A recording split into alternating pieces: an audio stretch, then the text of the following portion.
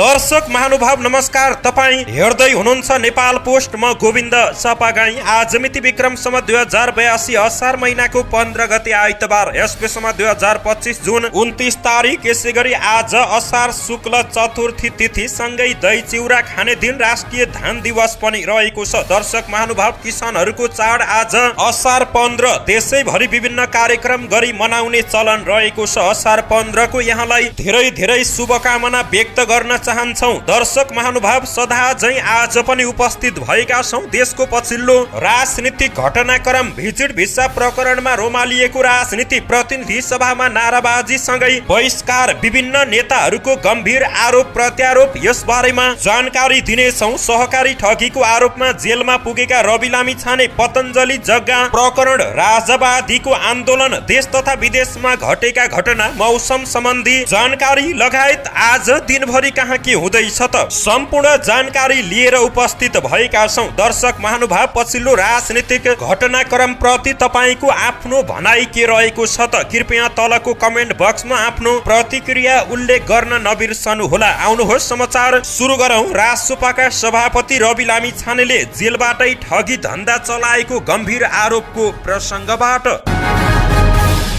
नेपाली कांग्रेसका नेता एवं प्रतिनिधि सभा सदस्य रामहरि खतिवड़ाले भिजिट भिसा प्रकरणमा जापान लगायतका देशहरूमा मानव तस्करी गर्ने मानिसहरू सदन भित्रै रहेको बताएका छन्। शनिबार प्रतिनिधि सभाको बैठकबाट बाहिरिने क्रममा सञ्चारकर्मीहरूसँग कुराकानी गर्दै उनले मानव तस्करलाई कारबाही गर भन्नेहरू नै कन्सल्टेन्सी मार्फत भिजिट भिसामा जापान लगायतका देशहरूमा पठाउन संलग्न रहेको आरोप लगाए। राष्ट्रिय स्वतन्त्र पार्टी राजसपाका नेतालाई लक्षित गर्दै उनले भने, अरूलाई मानव तस्करीलाई कारबाही गर भन्दा आफूले के गरेको छ भनेर हेर्ने पद्धतिको विकास भयो भने अझै राम्रो हुन्छ। पारदर्शी बनाऊ। को हो म मान्छे चिन्दिन, ती मान्छेहरू संसद भित्रै रहेका छन् भन्ने सुनेको छु। सरकारले यस विषयमा छानबिन गरोस्। धेरै मान्छेहरू भिजिट भिसा मार्फत जापान र अन्य देशहरूमा पठाइएको, तिनै मान्छेले आज पार्टी कब्जा गरेको, तिनै यहाँ आएर नारा लगाउने काम गरिएको छ। आफू एउटा काम गर्ने अनि अरूलाई गाली गर्ने चलनको अन्त्य हुनुपर्छ। साथै उनले राजसपाका सभापति रवि लामिछानेलाई लक्षित गर्दै केही मान्छेहरूले जेलमा बस्दा पनि ठगी गर्न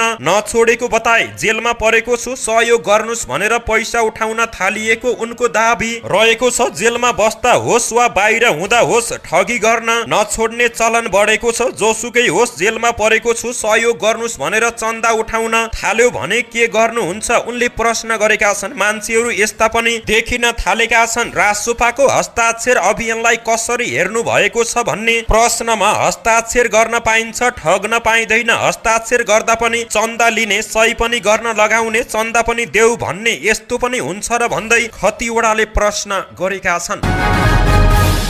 नेपाल समाजवादी पार्टी नयाँ शक्तिका अध्यक्ष एवं पूर्व प्रधानमन्त्री डाक्टर बाबुराम भट्टराईले राष्ट्रिय स्वतन्त्र पार्टी राजसपाका सभापति रवि लामिछानेमाथि सरकारले देखिने गरी नै प्रतिशोध साधेको बताएका छन्। शनिबार राजसपासँग एकबद्धता जनाउन पुगेका डाक्टर भट्टराईले नयाँ उदयमान शक्तिहरूको भ्रूण नै हत्या गर्न खोज्ने षड्यन्त्र विगतदेखि नै भइरहेको दाबी गरे। उनले रवि लामिछानेको मामिलामा देखिने गरी नै प्रतिशोधको गन्ध आइरहेको दाबी गरेका छन्। म आफै लोकतन्त्र गणतन्त्रको निम्ति लडेको व्यक्ति हुनाले अदालतले तथ्य प्रमाण सहित दोषी ठहर नगरेसम्म ऊ निर्दोष हुन्छ भन्ने सिद्धान्त पनि रहेको छ। फेरि एउटा राजनीतिक व्यक्तित्वलाई देखिने गरी नै प्रतिशोध भएको गन्ध आएको छ। यो ठीक भएन भनेर म नयाँ वैकल्पिक शक्तिहरूको रूपमा उदयमान भइरहेको राष्ट्रिय स्वतन्त्र पार्टी रहेको छ। रवि लामिछाने मेरो मित्र हुनुहुन्छ, उहाँ प्रति एकबद्धता प्रकट गर्न म यहाँ आएको हुँ। लामिछानेमा एकपछि अर्को गर्दै हिरासतमा राख्ने र घुमाइराख्ने, जनप्रतिनिधिको हैसियतले गर्नुपर्ने कर्तव्य गर्न पनि नदिने काम भइरहेको बताए। यसले विधिको शासन भन्दा पनि अरू कुनै नियतले काम गरेको छ कि भन्ने शंका गर्ने प्रशस्त आधार प्रदान गरेको बताए। यस्ता प्रकारका गतिविधिमा राज्य सफल नहुने दाबी गरे। पुराना राजनीतिक दलहरूले आफ्नै लागि गहिरो खाडल तयार पारिरहेको तर्क गरेका छन्। पुराना राजनीतिक दलहरूको निषेधको राजनीतिले नयाँ वैकल्पिक राजनीतिक शक्ति क्रान्तिको उदयको लागि थप आधार बनाइरहेको छ। जनताले सैद्धान्तिक रूपमा भन्दा पनि व्यवहारबाट बढी बुझ्ने हो। उहाँहरूको गलत हरकत, गलत नियत आम जनताले बुझ्ने गरी प्रकट भइरहेको छ। वैकल्पिक र नयाँ शक्तिहरूको बीचमा सहकार्य गर्दै यस्ता व्यथिति र बेकर्तीको विरुद्धमा लड्दै देशलाई निकास दिनुपर्ने भट्टराईको तर्क रहेको छ। राष्ट्रिय प्रजातन्त्र पार्टीकी सांसद रोशन साईले गृहमन्त्री रमेश लेखकलाई धेरै फुर्ती नदेखाउन चेतावनी दिएकी छन्। प्रतिनिधि सभाको बैठकमा सांसद साईले आफ्नो रकम आउने बाटोलाई सहज बनाउन र छानबिनबाट फुत्किनको लागि सरकारले झारा टार्ने समिति बनाएको आरोप लगाइन्। गृहमन्त्री चम्बु बाटो हुनुहुँदो रहेछ। उहाँले यस्तो समितिबाट फुत्किन र कमाईको बाटो पनि जोगाउन सजिलो भयो। उनले भनिन्, गृहमन्त्रीज्यू धेरै फुर्ती नदेखाउनुहोस्। एक दिन यस्तो दिन आउँछ तपाई पनि सत्तापक्षको कुर्सीबाट प्रतिपक्षको कुर्सीमा सर्नु पर्ने हुन्छ। त्यतिखेर नेपाली जनतालाई के जवाब दिनुहुन्छ? उनले प्रश्न गरिन्। गृहमन्त्री रमेश लेखकले भिजिट भिसाको नाममा दैनिक 50 लाख भन्दा बढी असुली गरी मानव तस्करी गरेको र नेपाली जनतालाई बेचेको आरोप लगाइन्। आफूमा थोरै मात्रै पनि नैतिकता भई राजीनामा दिन समेत उनले लेखकलाई सुझाव दिइन्। उनले भनिन्, अरूलाई नैतिकताको पाठ सिकाउने तपाईमा थोरै पनि नैतिकता बचेको छ भने राजीनामा गर्नुस् र छानबिनलाई सघाउ पुर्याउनुस्। भिजिट भिसा प्रकरणमा छानबिनको लागि सरकारले विवादित पूर्व मुख्य सचिव शंकर दास बैरागीको नेतृत्वमा समिति गठन गरेको थियो, तर समितिका नेतृत्वकर्ता नै अनुसन्धानमूलक निकायको रडारमा रहेको भन्दै प्रतिपक्षी दलहरू राष्ट्रिय स्वतन्त्र पार्टी र राष्ट्रिय प्रजातन्त्र पार्टीले त्यसको विश्वसनीयतामाथि शंका गरिरहेका छन्। उनीहरूको आन्दोलन र अवरोध अझै पनि जारी नै रहेको छ। पूर्व राष्ट्रपति विद्यादेवी भण्डारीले नेकपा एमालेको राजनीतिमा पुनः सक्रिय भएको औपचारिक घोषणा गरेकी छन्। मदन जयन्तीको अवसरमा भण्डारीले पार्टीको राजनीतिक यात्रालाई निरन्तरता दिने उद्देश्यको साथ एमाले परिवारको एक सदस्यको रूपमा पुनः जोडिएको घोषणा गरेकी हुन्। उनले भनिन्, अब म नेकपा एमाले परिवारको एक सदस्यको रूपमा पुनः जोडिएको छु र यसमा म गर्व गर्दछु। मेरो कुनै विशिष्ट महत्त्वाकांक्षा रहेको छैन। उनले देश र जनताको हित नै आफ्नो लक्ष्य रहेको बताइन्। उनले भनिन्, जननेताले भन्ने गर्नुहुन्थ्यो, जनता भनेका भगवान हुन्। साथै उहाँले भन्नुभएको थियो, राजनीतिमा थकाई भन्ने शब्दावली हुँदैन। आज तपाईहरूको बीचमा हुँदा मदनका यी भनाइहरूलाई मैले पुनः स्मरण गर्दै यहाँ उल्लेख गरेको छु। राजनीतिक यात्रामा आजको दिनसम्म आइपुग्दा राजनीतिक उतार चढावले धेरै कुरा सिकाएका छन् र थप परिपक्व समेत बनाएको छ। भण्डारीले थपिन्, मलाई यस्तै विगतले अरूलाई पनि महत्त्वपूर्ण शिक्षा र अनुभव अवश्य दिएको छ। समयको पद चापलाई राम्रोसँग बुझेर र त्यसलाई आत्मसात गरेर अग्रसर हुनु पर्दछ। सदा झैं सबैको सधैँभरि माया र विश्वास पाइरहँ। भण्डारीले एमालेमा पुनः जोडिएको घोषणा गर्दा सभागृहको हलमा ताली गुन्जिएको थियो। भण्डारी हाई हाई लगायतका नारा लगाइएको थियो। जननेता मदन भण्डारीद्वारा प्रतिपादित नेपाली क्रान्तिको मौलिक सिद्धान्त जनताको बहुदलीय जनवादको मार्गदर्शनमा सामाजिक आर्थिक रूपान्तरण गर्ने दायित्व अझै बाँकी नै रहेको भण्डारीको तर्क रहेको छ। प्रधानमन्त्री एवं नेकपा एमालेका अध्यक्ष केपी शर्मा ओलीले पूर्व राष्ट्रपति विद्या भण्डारी सधैँ राम्रो बोल्ने गरेको तर्क गरेका छन्। शनिबार मदन भण्डारी फाउन्डेसनले आयोजना गरेको मदन स्मृति कार्यक्रममा ओलीले व्यस्तताको कारण कार्यक्रममा पुरै समय बस्न नपाएको बताए। बीचमै बोल्न थालेको छु, सम्माननीय राष्ट्रपतिले मेरा पनि कुरा सुन्नुहोस् न भन्नुभयो। ओलीले थपे, तपाईँ राम्रै बोल्नुहुन्छ भन्ने मलाई थाहा छँदैछ, उहिलेदेखि सुन्दै आएको छु, राम्रो कुरा बोल्नुहुन्छ ओलीले भने। उनले जननेता मदन भण्डारीमाथि 4वटा श्रीमती राखेको देखि सहकारी ठगी गरेको सम्मका झुटा आरोप लगाएको बताए। उनले ती आरोपमा कुनै सत्यता नभएको बताए। मदन भण्डारीको सम्बन्धमा धेरै चरित्र हत्या गरियो, लान्छना लगाइयो, 4वटा श्रीमती छन् भनेर आरोप लगाइयो, त्यस्ता कुरा पनि बोलियो। त्यसको प्रमाण कता खोज्न जाने, सहकारी ठगेर हिँडेको आदि इत्यादि आरोप लगाइयो। सहकारीको ठग भनेर कुनै आधार सम्पर्क साइनो केही पनि थिएन। 100% झुटो आरोप लगाइएको ओलीले तर्क गरेका छन्। यसैगरी नेकपा एमालेका अध्यक्ष समेत रहेका केपी शर्मा ओलीले महाकाली सन्धि ठिक रहेको बताएका छन्। बिहिबार काठमाडौँमा मदन जयन्ती समारोहमा बोलेका उनले महाकाली सन्धि सही रहेको बताए। उनले भने महाकाली परियोजना सम्बन्धी सम्झौता गर्ने पक्षमा अहिले पनि सरकार रहेको छ, अहिले कार्यान्वयन गर्ने पक्षमा सबै छन्। निकट भविष्यमा महाकाली सम्झौता कार्यान्वयन गर्दै पञ्चेश्वर सम्झौता पनि कार्यान्वयन गर्छौं, यो गर्न पाउनुपर्छ। ओलीले महाकाली सम्झौता अन्तर्गत बिजुली पनि लिएको बताए। महाकाली सम्झौता ठिक छ, कुनै नदी खोला बेचेका छैनौं। एमालेका अध्यक्ष ओलीले एमाले राष्ट्रको सार्वभौम सत्ता भौगोलिक अखण्डता बेच्ने पार्टी नरहेको बताउँदै उनले राष्ट्रिय स्वाधीनतामा अलिकति तलमाथि पनि हुन नदिने प्रतिबद्धता गरेका छन्। भिजिट भिसा प्रकरणमा सरकारद्वारा पूर्व प्रशासकको नेतृत्वमा गठित छानबिन आयोग प्रति असन्तुष्टि जनाउँदै राष्ट्रिय जनमोर्चाले पनि न्यायिक छानबिन आयोगको गठन माग गरेको छ। पार्टी अध्यक्ष चित्रबहादुर केसीको हस्ताक्षर युक्त वक्तव्यमा भनिएको छ, सरकारले गठन गरेको आयोग स्वतन्त्र र निष्पक्ष रूपमा काम गर्न असमर्थ देखिएको छ, त्यसैले त्यसको सट्टा न्यायिक छानबिन आयोग मार्फत विस्तृत जाँच हुनुपर्छ। राष्ट्रिय जनमोर्चाले नेपालको संविधानले बहालवाला र पूर्व न्यायाधीशहरूको नेतृत्वमा न्यायिक छानबिन आयोग गठन गर्न सक्ने स्पष्ट व्यवस्था रहेको उल्लेख गर्दै विगतका केही उदाहरणहरू पनि प्रस्तुत गरेको छ। उदाहरणको लागि सर्वोच्च अदालतका न्यायाधीश कृष्णजङ रायमाझीको नेतृत्वमा 2062-63 को जनआन्दोलनका दोषीहरूबारे छानबिन गर्न आयोग गठन गरिएको, जुद्ध जुट मिल तथा सुन तस्करी प्रकरणमा पूर्व न्यायाधीशको नेतृत्वमा आयोग गठन भएको तथ्य समेत स्मरण गराइएको छ। वक्तव्यको निष्कर्षमा पार्टीले भिजिट भिसा प्रकरणमा न्यायिक जाँचबुझ आयोग गठन गरी निष्पक्ष स्वतन्त्र छानबिन गर्न र छानबिनबाट दोषी देखिएकाहरूलाई कानुनी दायरामा ल्याउन जोड दिएको छ।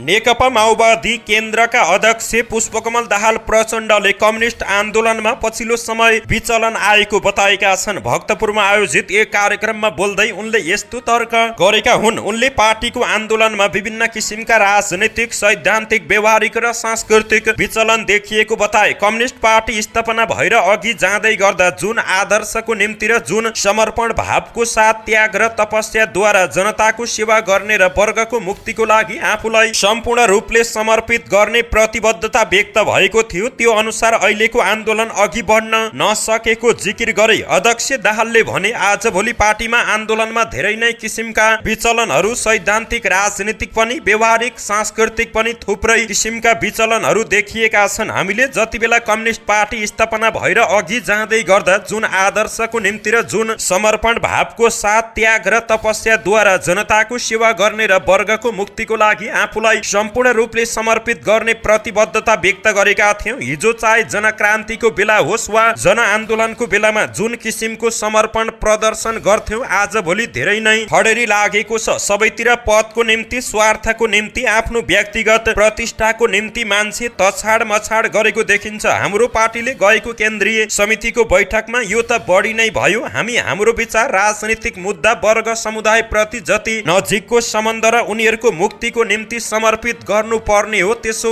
भएन। अध्यक्ष दाहालले यही अवस्था चलिरहेका कम्युनिस्ट वर्गले देखेको सपना पूरा हुन नसक्ने तर्क गरेका छन्।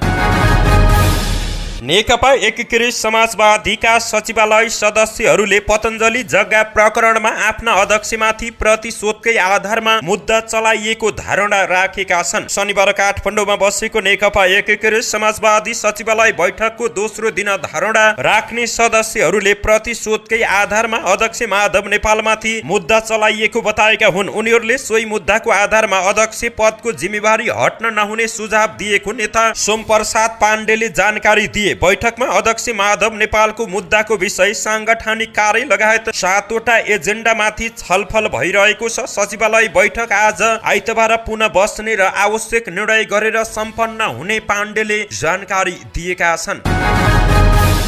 प्रतिनिधि सभाबाट नेपाल नागरिकता दोस्रो संशोधन विधेयक 2082 पारित भएको छ। सभाको शनिबारको बैठकले उक्त विधेयक बहुमतले पारित गरेको छ। अब उक्त विधेयक पारित भएसँगै एकल आमाका सन्तानले आमाकै नामबाट नागरिकता पाउने बाटो खुलेको छ। विधेयकमाथिको छलफलमा उठेका प्रश्नको जवाब दिँदै गृहमन्त्री रमेश लेखकले नागरिकताको विषयमा संविधान, कानून र सरकारको धारणा स्पष्ट रहेको बताए। उनले नागरिकता पाउनुपर्ने नागरिक नागरिकता विहीन नरहोस् र पाउनु नपर्ने व्यक्तिले नागरिकता नपाओस् भन्ने विषयमा सरकार गम्भीर रहेको बताए। उनले संवैधानिक गैर आवासीय नेपाली नागरिकलाई पनि नागरिकता प्रदान गर्ने व्यवस्था गरेको उल्लेख गर्दै त्यसको लागि छुट्टै कानुन निर्माणको तयारीमा सरकार जुटेको बताए। उनले भने नेपाली नागरिकता पाउनु पर्ने नागरिक नागरिकता विहीन नरहोस् र पाउनु नपर्ने मानिसले नागरिकता नपाओस् भन्ने कुरामा संविधान, कानुन र सरकार स्पष्ट रहेको छ। नागरिकता अत्यन्त संवेदनशील विषय हो। नेपालको नागरिकता पाउनु पर्ने मानिसले नागरिकता पाउनु पर्छ, पाउन नहुनेले पाउन हुँदैन। यसको विषयमा दुविधा हुन सक्दैन। संविधानले गैर आवासीय नेपाली नागरिकलाई नागरिकता प्रदान गर्ने व्यवस्था गरेको छ। उनीहरूले प्राप्त गर्ने नागरिकता पनि आफैमा नागरिकता हो। हामीले अरू नागरिकको बारेमा पनि केही सीमाहरू तोकेका छौँ। गैर आवासीय नागरिकता प्राप्त गर्ने मानिसले नेपालमा आर्थिक, सामाजिक र आर्थिक अधिकार प्रयोग गर्न पाउने भनेर व्यवस्था गरेको छ। नागरिकताको विषयमा रहेका विवाद र समस्या समाधान गर्नको लागि सरकारले नागरिकता विधेयक संशोधन गरेको हो।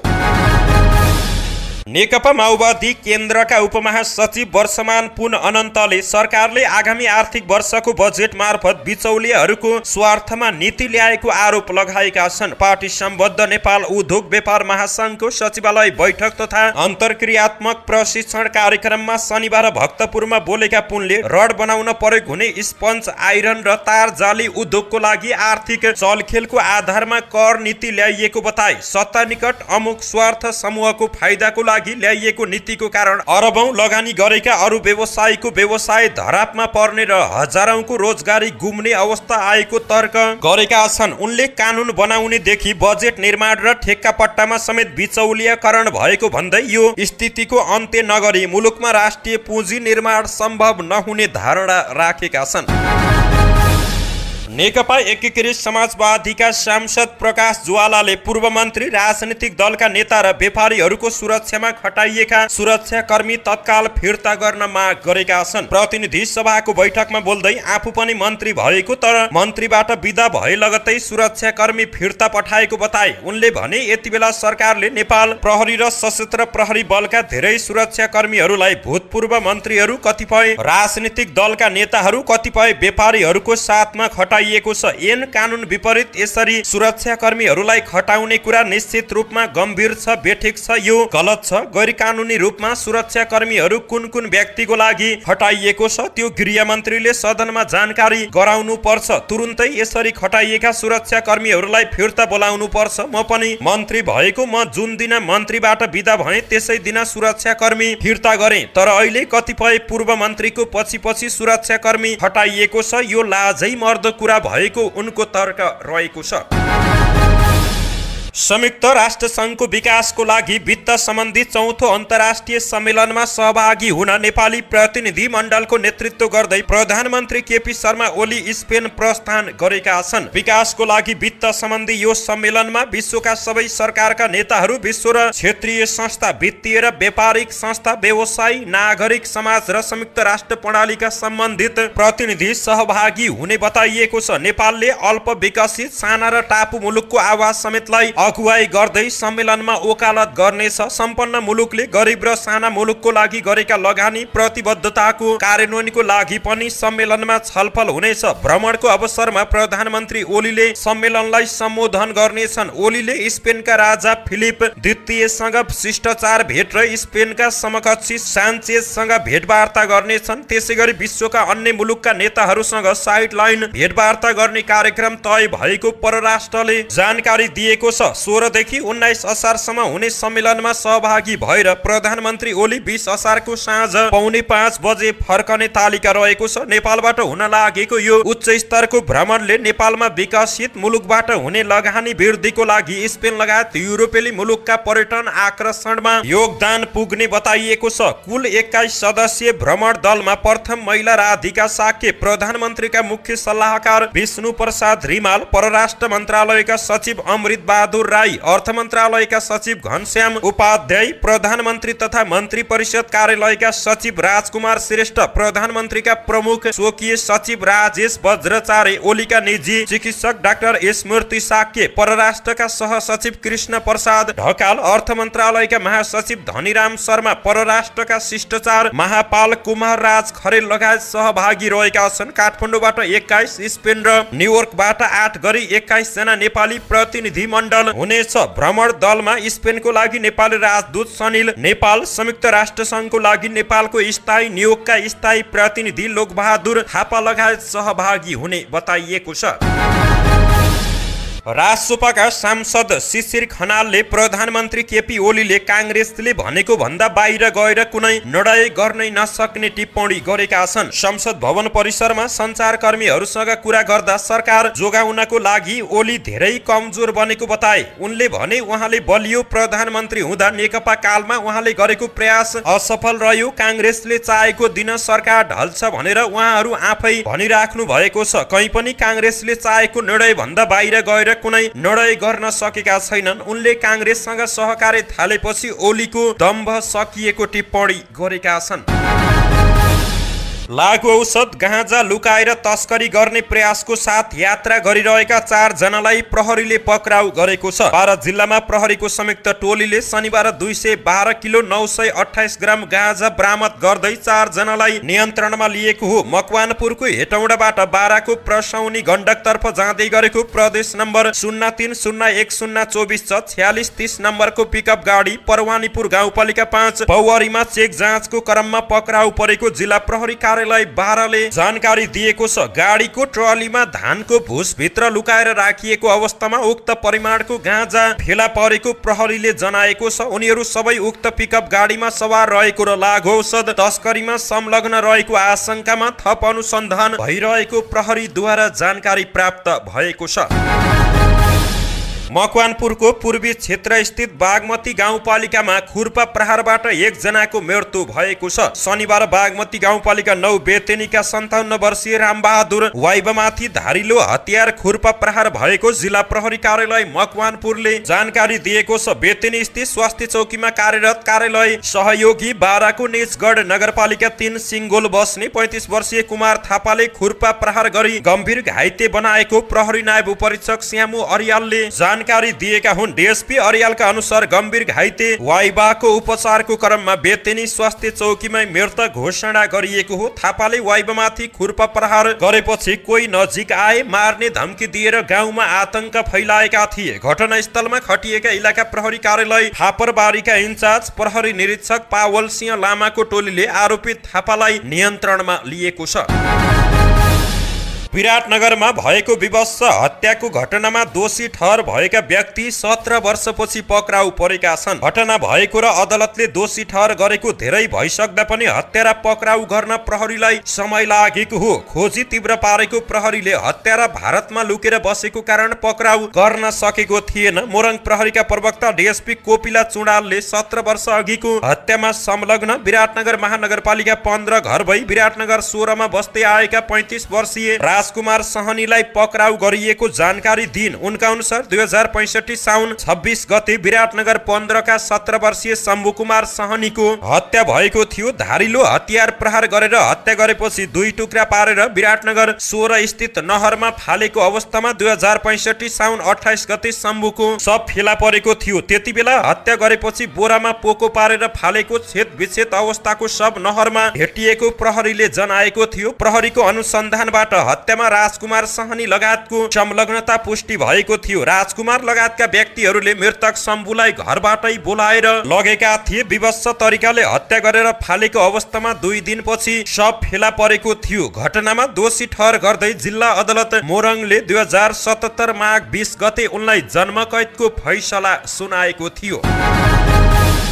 रुकुम पश्चिमबाट एकजना गर्भवतीलाई थप उपचारको लागि हेलिकप्टर मार्फत उद्धार गरेर प्रदेश अस्पताल सुर्खेत पुर्याइएको छ। शनिबार जिल्लाको बाँफीकोट गाउँपालिका 2 की 40 वर्षीय नन्दकला खड्का खत्रीलाई थप उपचारको लागि हेलिकप्टर मार्फत उद्धार गरी प्रदेश अस्पताल पठाइएको हो। राष्ट्रपति महिला उत्थान कार्यक्रम अन्तर्गत नेपाली सेनाको हेलिकप्टर मार्फत उद्धार गरेर सुर्खेत पठाइएको जिल्ला प्रहरी कार्यालयका सूचना अधिकारी एवं प्रहरी निरीक्षक ऋषि पाठकले जानकारी दिए। उनका अनुसार नन्दकलाको पाठी घरको नलीमा गर्भ बसेको र बच्चा हुर्किँदै गएपछि नली फुटेर आन्तरिक रक्तस्राव भएको अवस्थामा जिल्ला अस्पताल पुर्याइएको थियो। शनिबार अस्पताल पुर्याइएकी नन्दकलाको जिल्ला अस्पतालमा सफल शल्यक्रिया भएको जनाउँदै उनलाई सघन उपचारको आवश्यकता परेपछि सुर्खेत पठाइएको अस्पतालका निमित्त स्वास्थ्य सेवा व्यवस्थापक डाक्टर महेश चौलागाईले जानकारी दिएका हुन्।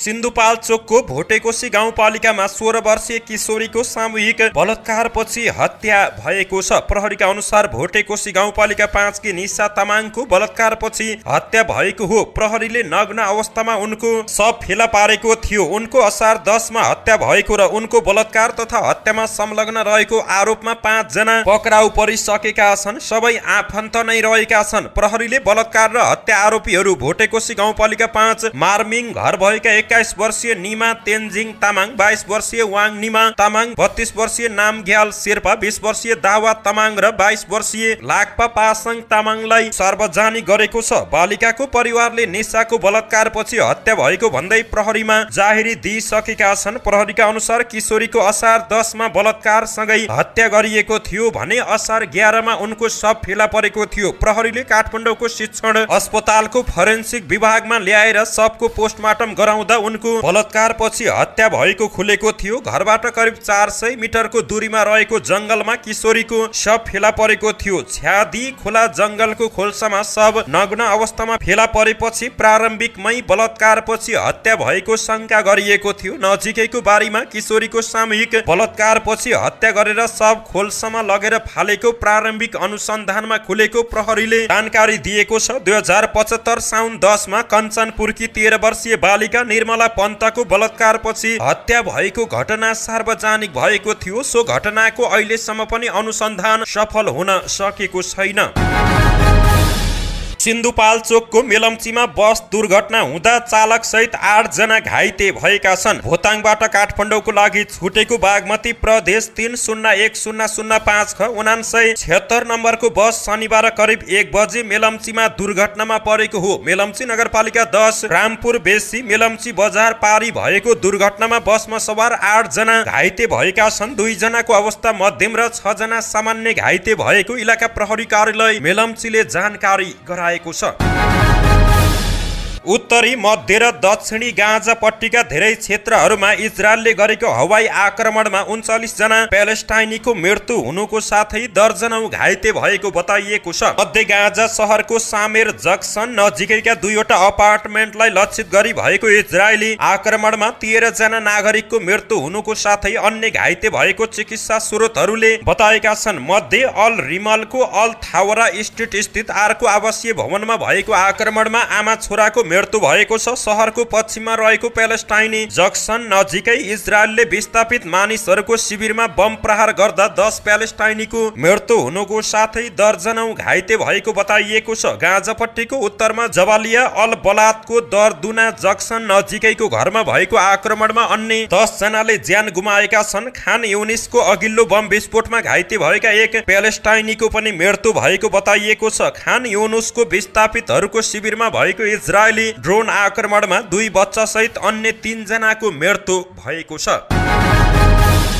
इरानले इजरायलको आक्रमणमा मारिएका आफ्ना 60 जनाको सामूहिक रूपमा अन्तिम संस्कार गरेको छ। इजरायलसँग हालै भएको 12 दिने युद्धको क्रममा मारिएका शीर्ष सैन्य कमान्डर र आणविक वैज्ञानिक समेत गरी 60 जनालाई इरानी झण्डा उडाउँदै शनिबार राजकीय सम्मानको साथ अन्त्येष्टि गरिएको छ। अन्तिम संस्कार अघि राजधानी तेहरानको एङ्गिलाब स्क्वायर नजिकै मृतक कमान्डरहरूको तस्बिर सजाउँदै पार्थिव शरीर राखिएको थियो, जहाँ श्रद्धाञ्जली दिन ठूलो संख्यामा किरानीहरू भेला भएका थिए। यसअघि मानिसहरूलाई शव यात्रामा सहभागिताको लागि सञ्चार माध्यम मार्फत अपिल गरिएको थियो भने प्रशासनले निशुल्क बस र मेट्रो सेवा दिएको थियो। सरकारी कर्मचारीहरूलाई पनि अन्तिम संस्कारमा उपस्थितिको अनुमति दिन अधिकारीहरूले सरकारी कार्यालयहरू पनि बन्द गरेका थिए।